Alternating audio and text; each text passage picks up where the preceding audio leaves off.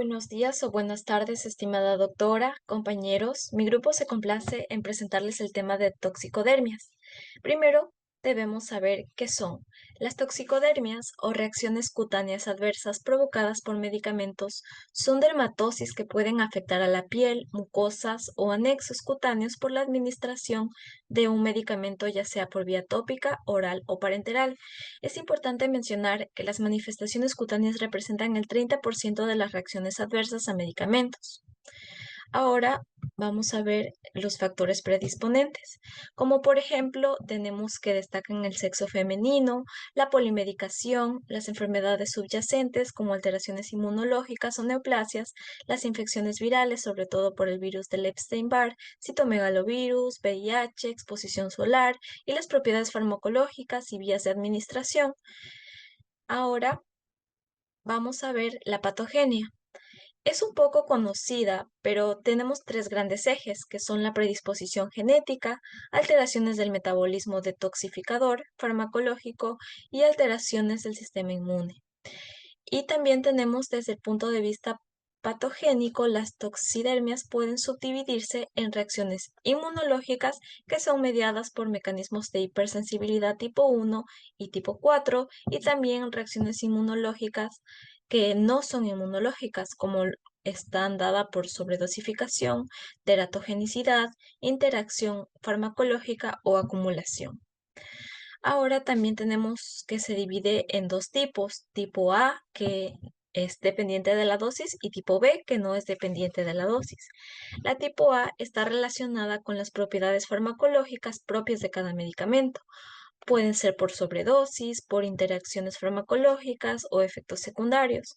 Y el tipo B, que no está dependiendo de la dosis, son más impredecibles y no están relacionadas directamente con el fármaco y se puede decir que se producen por una idiosincrasia metabólica. Ahora vamos a ver el exantema maculopapular, que también es conocido como una erupción morbiliforme o exantema. Este es el tipo más común de reacciones cutáneas a medicamentos y es causado principalmente por antibióticos, antiepilépticos, alopurinol y se caracteriza por lesiones maculopapulares pequeñas, claras y de color rojo brillante con una distribución simétrica. No suele existir afecciones de las mucosas y es más frecuente en el tronco y en las extremidades. El tratamiento es la suspensión inmediata del fármaco implicado y dar antihistamínicos orales, corticoides tópicos y en casos extremos pueden ser corticoides orales. También se puede decir que se acompaña de prurito leve. En cuanto a la histopatología, se muestra infiltración linfocítica perivascular con o sin eosinófilos y con cambios epidérmicos mínimos. Ahora tenemos la urticaria, angioedema y anafilaxia. Como pueden observar, la urticaria, el angioedema y la anafilaxia están relacionados entre sí. La urticaria es el segundo tipo más común de reacción cutánea medicamentosa y se caracteriza por la aparición repentina de ronchas pruriginosas de color rojo a pálido, como se observa en la imagen. La erupción por lo general comienza minutos o pocos días después de haber recibido el tratamiento con el fármaco causante. La urticaria se puede ver asociada con angioedema o con anafilaxia y como vemos la anafilaxia es una de las reacciones más graves que compromete a múltiples sistemas. Un angioedema causado por edema de la dermis profunda, hipodermis y submucosa por lo general se presenta como hinchazón repentina de los labios, párpados, lengua o genitales. En cuanto a la histopatología de la urticaria, se muestra vasodilatación y edema dérmico e infiltración linfocítica perivascular, ocasionalmente con unos pocos eosinófilos. En cuanto a la urticaria inducida por medicamentos, que puede ser inmunológica, con frecuencia se asocia con reacciones de hipersensibilidad tipo 1 o no inmunológicas. Ahora vamos a ver la fotosensibilidad, que es inducida por la combinación de fármacos con la radiación ultravioleta del sol y puede ser fototóxica o también fotoalérgica o ambas. Se da en áreas de la piel expuestas al sol como la cara, el cuello, los antebrazos, las manos y se pueden presentar como una reacción exagerada de quemaduras solares caracterizada por eritema, edema, ampollas, llanto y descamación agudamente definidos, que generalmente se resuelven con hiperpigmentación postinflamatoria.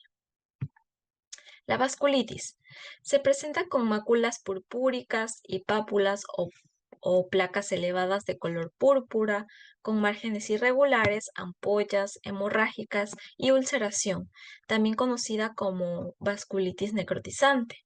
Principalmente es causada por medicamentos como diuréticos, antibióticos, anticonvulsivantes, y las lesiones aparecen de 7 a 10 días después de haberse administrado el fármaco implicado, y el tratamiento es la suspensión inmediata del fármaco y la administración de AINES.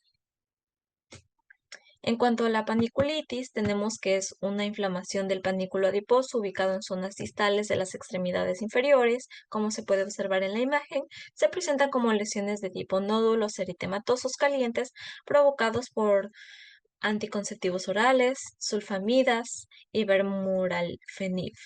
El diagnóstico se lo puede diagnosticar con exploración clínica y una biopsia cutánea. Hablamos de que su tratamiento se da con la suspensión inmediata del fármaco. En cuanto a la enfermedad similar a la enfermedad del suero, esta se caracteriza por erupciones cutáneas, artralgias o artritis y fiebre, inducidas por penicilinas por lo general, cefalosporinas y sulfonamidas. Histológicamente se observan vasculitis leucocitoclásicas o vasculitis urticarial. También tenemos la pustulosis aguda exantémica general. Esta se presenta como un cuadro grave e infrecuente. Inicia en la cara y en los pliegues, 1 o 2 días después de la toma del medicamento implicado, y se dice que es inducido por antibióticos, betabloqueantes y antipilépticos. El tratamiento es la retirada del medicamento y la lesión suele desaparecer por sí sola. El exantema pigmentado fijo, cuya etiología es netamente farmacológica, aparece una semana después de la toma del medicamento y puede tener recidiva. Las lesiones se presentan como máculas eritematosas pigmentadas o ampollosas únicas o múltiples. Esta es inducida por derivados de venazona, barbitúricos, tetraciclinas, sulfamidas y carbamazepinas. Tenemos la erupción liquenoide, que se observa como un líquen plano, idiopático, y se caracteriza por presentar pápulas poligonales, pruriginosas, pequeñas, brillantes, de rojizas a violáceas, con un aspecto escamoso blanco en la superficie causadas por las estrías de Wickham, como se observa en la imagen. Ahora tenemos la erupción eritema de tipo exudativo multiforme. Esta es por lo general causada por el virus del herpes o micoplasma y está caracterizada por presentar lesiones localizadas de forma simétrica en zonas acras, especialmente en manos y codos. El exantema, eh, su examen se realiza histopatológicamente y su tratamiento es la suspensión del fármaco implicado. Gracias. Continuando con la exposición, voy a hablarles sobre la erupción linfomatoide inducida por fármacos o también denominada síndrome pseudolinfa. El término en sí, pseudolinfoma, se refiere a un grupo heterogéneo de enfermedades caracterizadas por un proceso reactivo que va a ser benigno, el linfoliproliferativos de linfocitos B y T, que van a asemejar o que se asemejan al linfoma en una escala histológica. Los pseudolinfomas, como vemos en la diapositiva, pueden dividirse en dos grandes grupos, como lo son el pseudolinfoma cutáneo de células T y el pseudolinfoma cutáneo de células B. La erupción linfomatoide de la que estamos hablando va a estar inducida por fármacos, sí, pero esta va a estar o va a permanecer al grupo de pseudolinfomas de células T. Es una reacción también que es potencialmente mortal y que va a presentar malestar general, fiebre, erupción cutánea generalizada, linfadenopatía y afectación de órganos. Eh, Este puede dar lugar a efectos nocivos si se diagnostica erróneamente como un linfoma maligno y a la vez se trata innecesariamente, por ejemplo, con una quimioterapia. Este también puede producir micosis fungoide.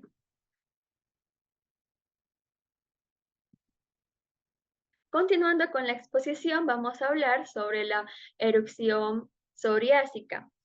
La psoriasis, como la conocemos, es una enfermedad inflamatoria crónica de la piel que esta va a estar caracterizada por parches escamosos, pápulas y placas rojas. Em, Esta diferencia de muchos otros fármacos que también pueden inducir a la psoriasis, actualmente se cree que los antipalúdicos solo pueden desencadenar psoriasis. Aquí en la diapositiva podemos observar dos imágenes de psoriasis que representan a la psoriasis. Esta es una psoriasis de bajo grado.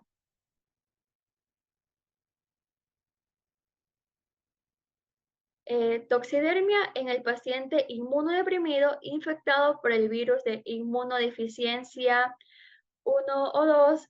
También se puede llamar o se dice VIH 1 o 2.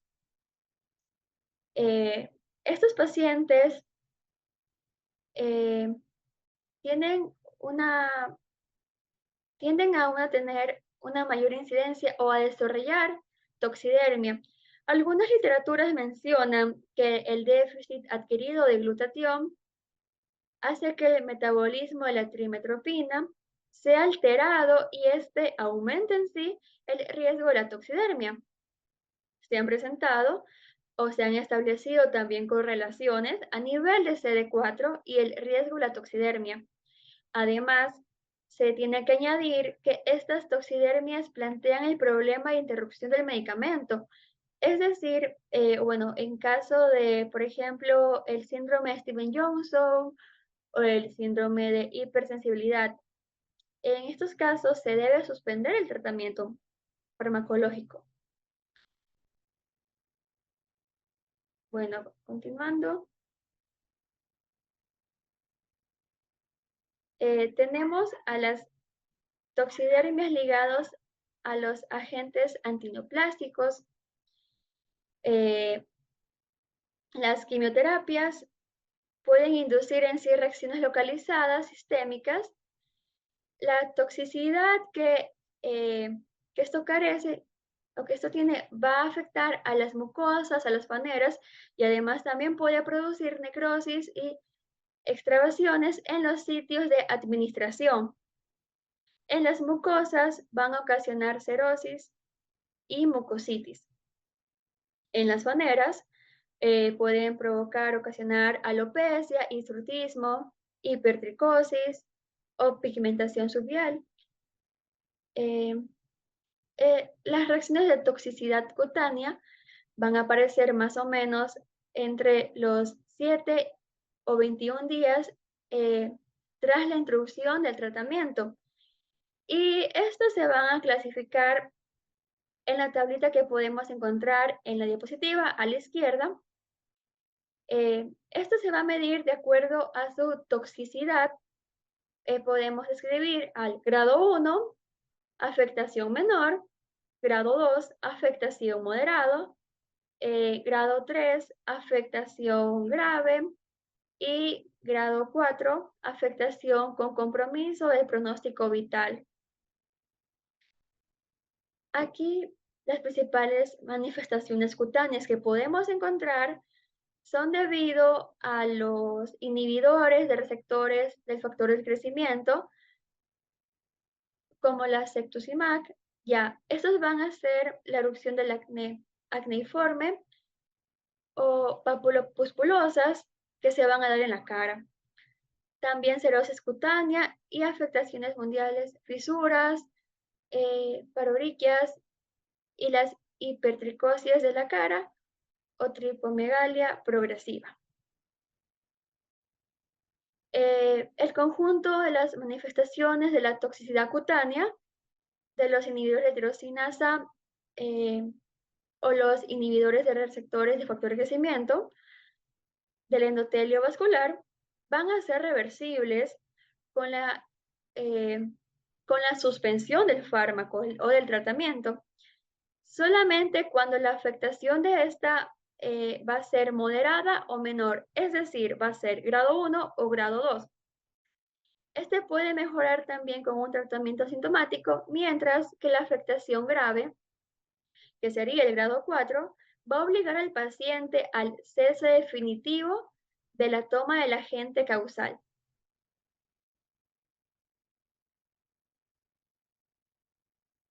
Ya.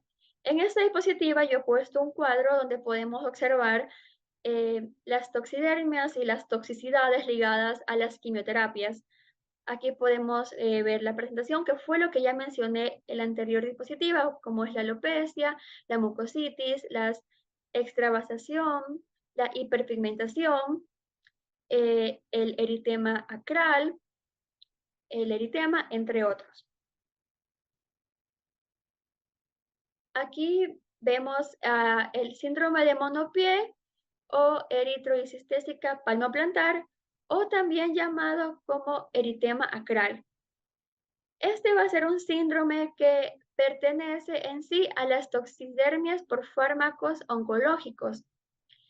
El eritema acral, también conocido como ya lo mencioné, síndrome de monopié, se va a caracterizar por parestesia y sensación de dolor local. Este también va a tener eritema y edema simétrico en palmas y en las plantas de los pies. En algunas ocasiones también puede evolucionar a ampollas y a lesiones necróticas. Este suele aparecer también en los pacientes oncológicos que son sometidos a tratamientos con doxorubicina y también con doxetacé. Aquí podemos observar en las imágenes cómo sería este síndrome ya mencionado.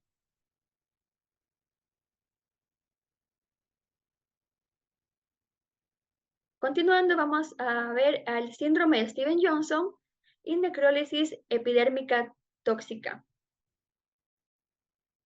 Eh, bueno, este se va a caracterizar por un eritema multiforme, eh,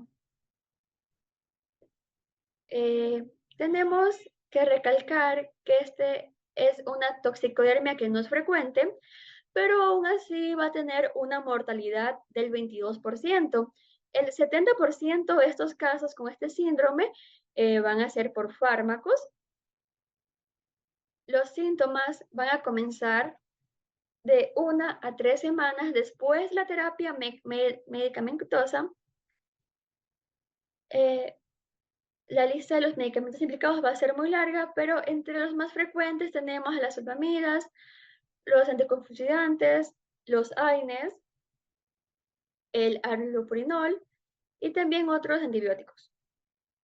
Como factores de riesgo tenemos que los pacientes que tienen VIH y lupus van a tener mucho más riesgo de tener este síndrome.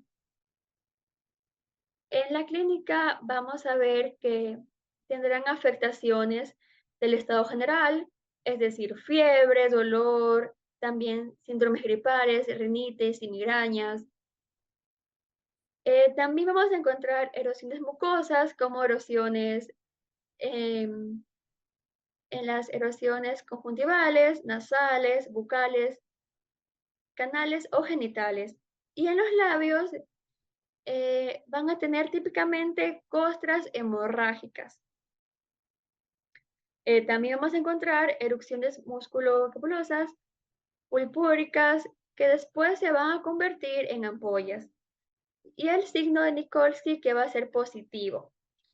El signo de Nikolsky va a consistir en sí en el desplazamiento de la epidermis con la flexión superficial de la piel. Aquí podemos observar en las imágenes la diapositiva que muestra la gravedad y el pronóstico del mismo. Se puede establecer aquí, el pronóstico se puede establecer con esta tabla que está aquí, que es la escala de Escorte. Aquí tenemos los factores pronósticos, que es la edad, la frecuencia cardíaca, cáncer o hemopatías, superficie desplegada en el día 1, la urea, el bicarbonato y la glucemia. Por ejemplo, si tenemos más de 5, será un 90% de mortalidad. Entre los análisis biológicos tenemos que los pacientes van a presentar insuficiencia renal, trastornos electrolíticos, elevación de la amilasa y citólisis hepática. Un diagnóstico diferencial es el eritema polimorfo. Cabe recalcar que en la histología se van a ver, bueno, se va a separar en dos fases, la fase precoz y la fase tardía. En la fase precoz va a consistir en una apoptosis queratinocínica de toda la altura de la epidermis y que esto va a estar asociada a un infiltrado mononuclear generado por el predominio de CD8. Estas van a ser las responsables también de producción de factores como la granzima B y la grandulicina. Y a su vez, esta va a producir apoptosis de los keratinocytos. Como tratamiento en sí va a ser el cese del medicamento causante. También se podría utilizar una molécula antiapostólica y también de la actividad citotóxica del CD8. Por ejemplo, como lo es la ciclosporina. En cambio, en la fase tardía, vamos a ver que este va a alterar significativamente la calidad de vida del paciente. Aquí vamos a encontrar en el plano cutáneo máculas tipo hiperpigmentadas, se queda la mucosa, prurito.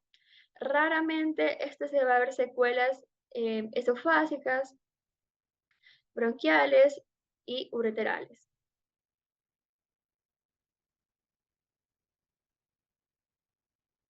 Ok, aquí en la diapositiva podemos encontrar a la necrólisis epidérmica tóxica o síndrome de Leyen, y este va a tener un Nikolsky positivo.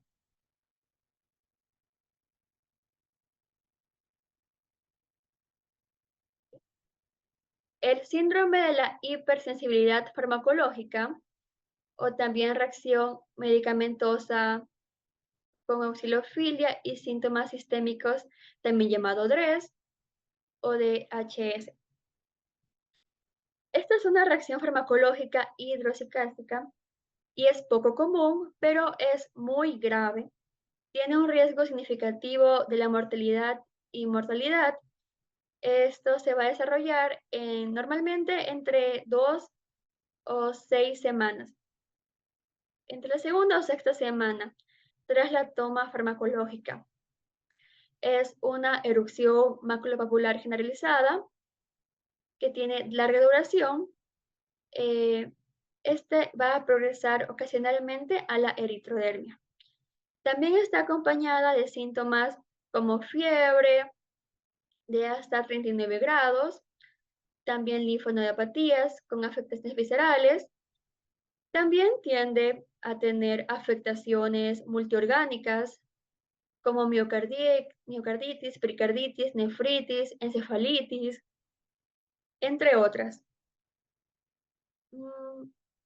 También va a tener afectación hepática y esta afectación hepática se va a caracterizar por una elevación aguda de las transaminasas séricas, de 5 a 10 veces más de lo normal. Estos pueden existir anormalidades también renales o hematológicas. Y el diagnóstico clínico se lo va a excluir por la exploración de los ganglios linfáticos y también se lo va a completar con la realización analítica y pruebas de imágenes para valorar en sí los órganos internos. eh, Entre los principales diagnósticos diferenciales vamos a encontrar la erupción viral, la enfermedad del suero, pseudolinfomas, linfomas, síndromes hipersinofílicos primario y secundario. Y el tratamiento en sí va a consistir en corticoides tópicos, pero generalmente es necesario los corticoides sistémicos. Este suele requerir el ingreso a la unidad de cuidados intensivos para resolver este síndrome.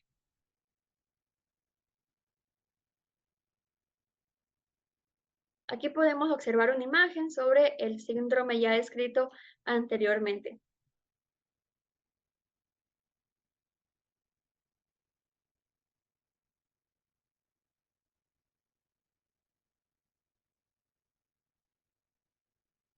Síndrome de Babo o Babuen. Este va a ser una dermatitis de contacto, la cual va a ser simétrica. También encontraremos un exantema intertriginoso que va a ser flexural simétrico y este va a estar relacionado con el fármaco. Ya este ha sido también propuesto como otro tipo de erupción farmacológica, que es para reemplazar en sí al término, eh, como ya lo mencioné, síndrome de Babón. Esto se va a caracterizar por la aparición de erupciones bajo los populares que van a ser confluentes, con frecuencia se acompañan de prurito y que característicamente se localizan también en el área de los glúteos, flexiones mayores. Ya, este se va a dar horas después de la exposición al fármaco. Se podría mencionar que este es como inducido por fármacos que van a ser alergenos para el paciente. Es de inicio agudo y consiste de eritema difuso de color rojo, de rojo brillante.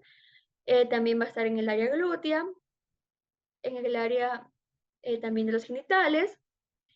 Eh, Van a tener bordes definidos y a menudo va a ser eritema sistémico eh, o simétricos.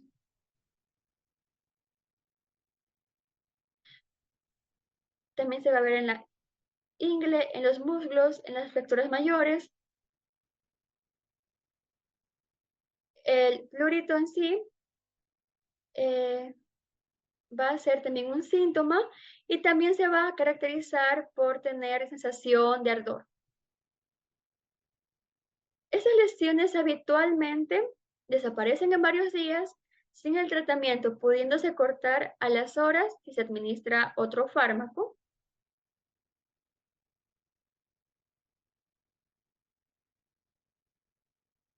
Ok. Dermatosis lineal por IgA.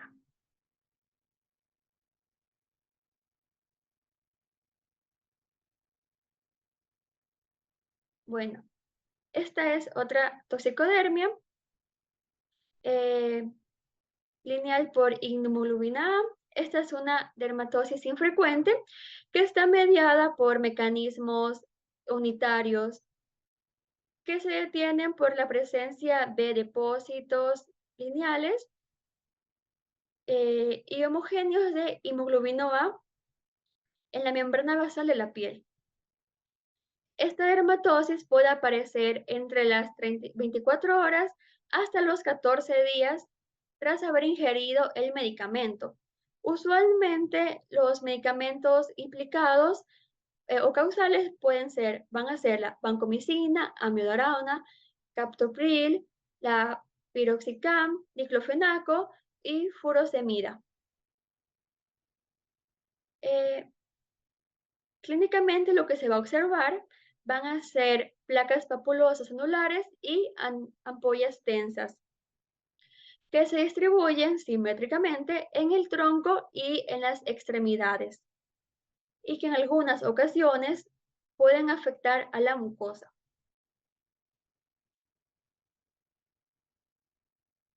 Bueno, continuando, eh, en su diagnóstico, este es prácticamente histológico y consiste o se va a observar la presencia de ampollas subdérmica y también el depósito de inmunoglobulina A, que es lo característico en esta enfermedad.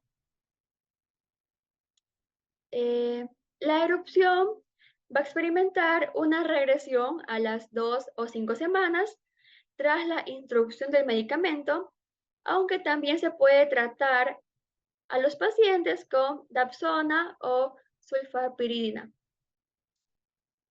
y con dosis bajas de prednisona.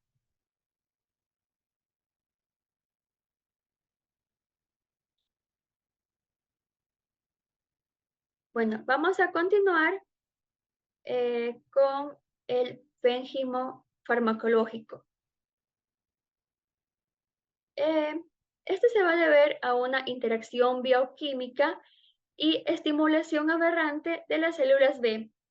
Los anticuerpos atacan a las desmogleínas provocando una acantosis. Eh, Estos se van a tratar de ampollas flácidas o erosiones posampollas cutáneas. Histológicamente lo que vamos a encontrar es una acantosis. Los medicamentos implicados en esta enfermedad van a ser la penicilina, los IECA, el pritinol, la neviparina, la nevirapina, Oxicam y flenobarbital. Muchas gracias. A continuación, mi compañera.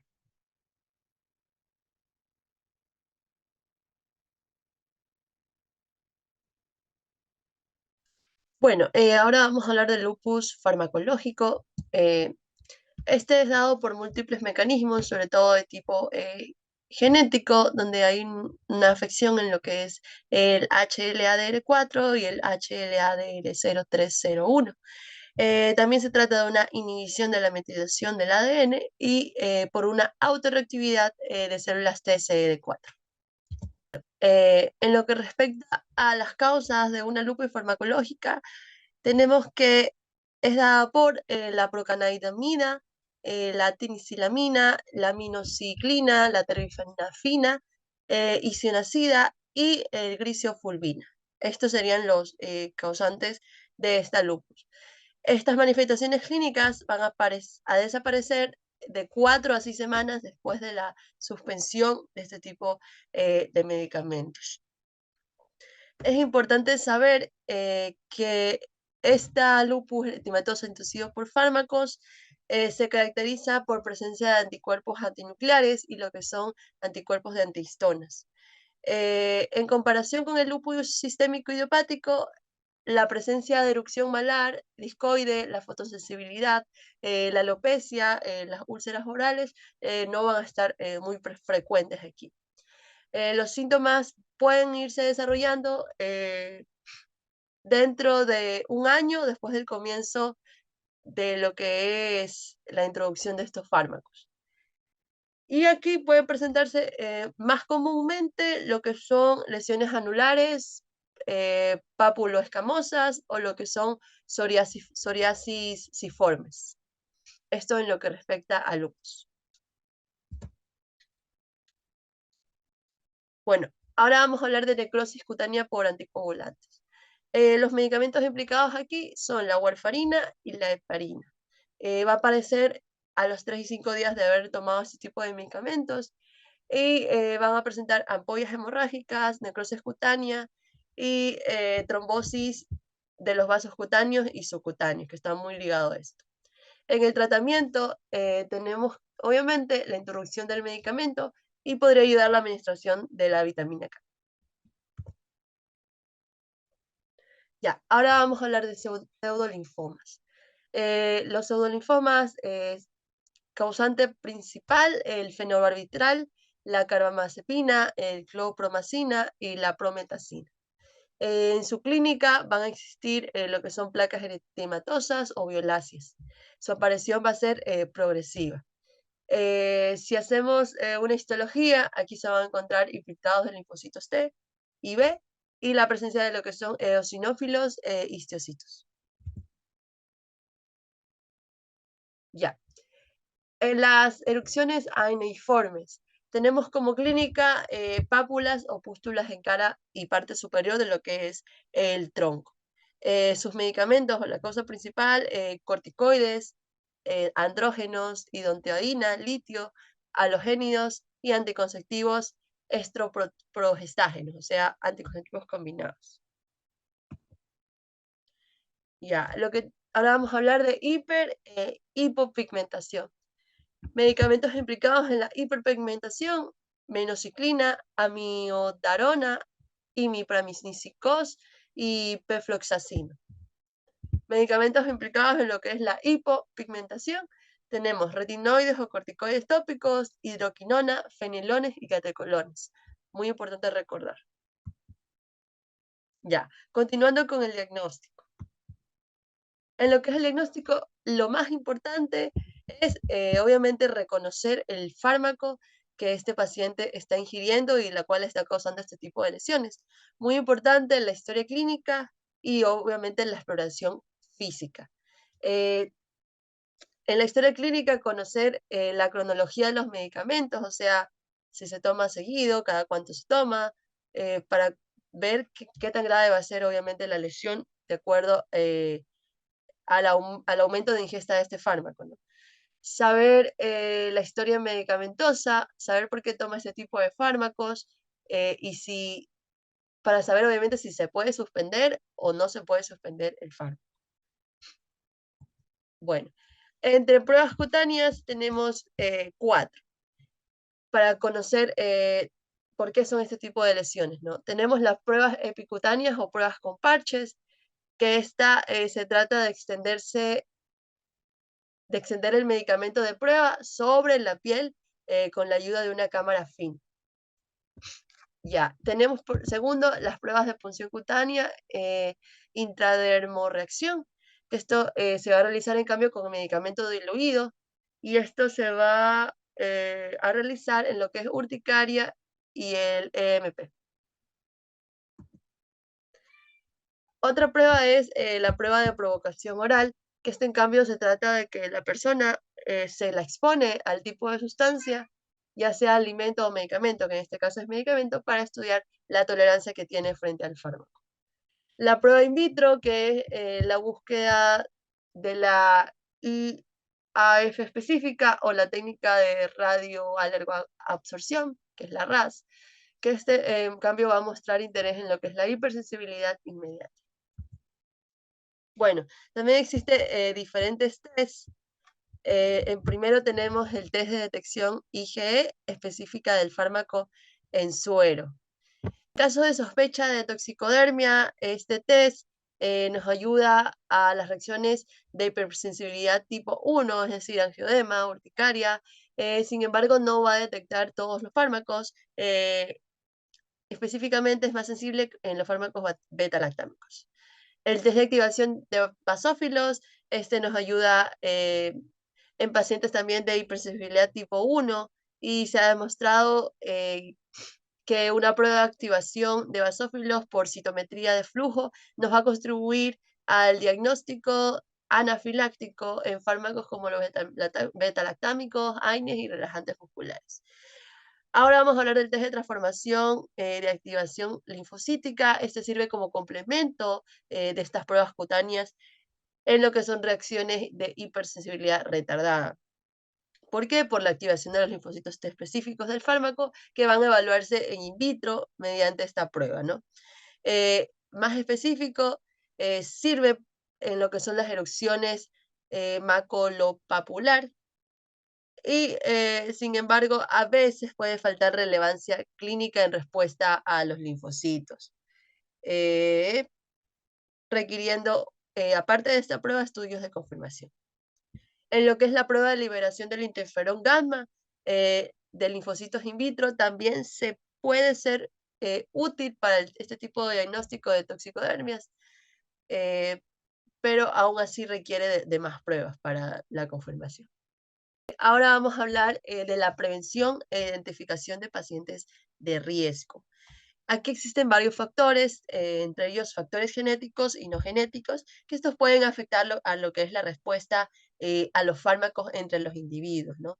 En este escenario, la farmacogenómica es la disciplina que estudia estas características genéticas de cada individuo que van a influir en lo que es la eficacia y la seguridad de los medicamentos, ¿no?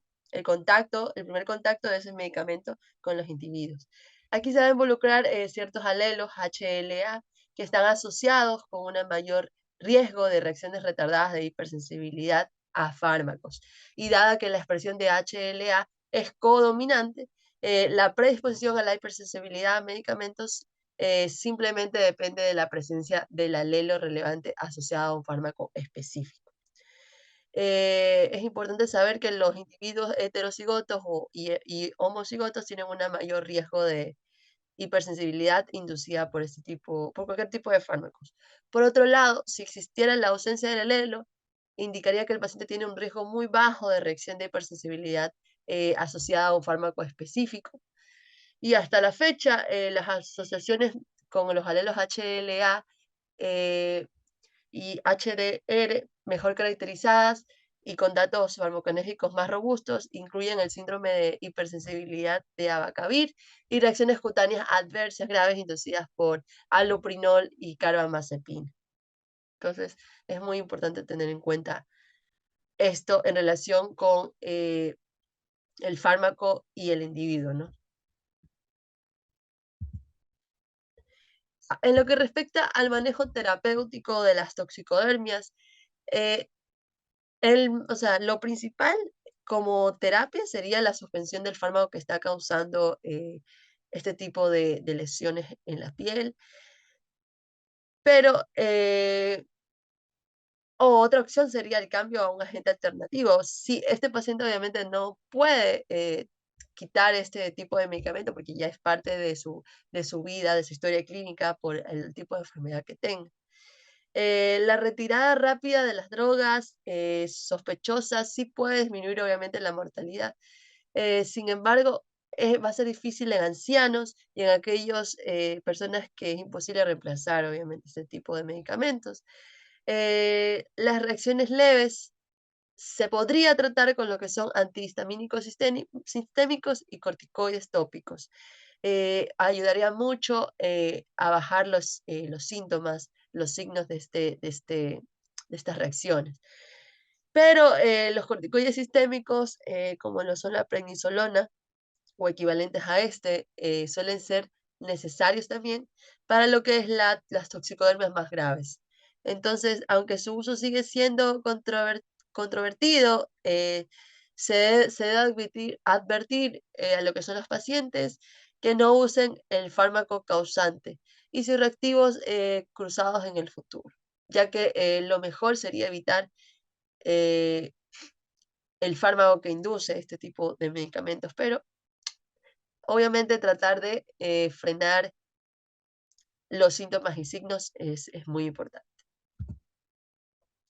Bueno, y aquí como resumen tenemos ya una lista de lo que son los fármacos que inducen este tipo de toxicodermias relacionadas obviamente con lo que son fármacos.